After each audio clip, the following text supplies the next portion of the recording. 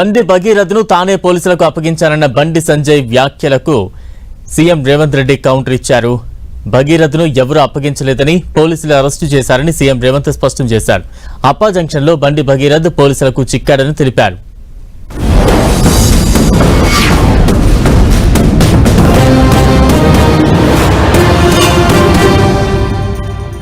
అన్న కొడుకును ఓ తండ్రి పోలీసులకు స్వయంగా అప్పగించినటువంటి సందర్భం ఏదైనా ఉందా? వాళ్ళ కన్న కొడుకును నేను తీసుకుపోయి విచారణకు సహకరించాలని చెప్పి నాకు సమాచారం వచ్చిన వెంటనే నా కొడుకును అప్పచెప్పిన. మా పోలీస్ సిబ్బంది చెప్పిందే నేను నమ్ముతాను. అతన్ని అరెస్టు చేసినాము. మీరందరూ ఒక్క ప్రశ్నకు నాకు సమాధానం చెప్పండి.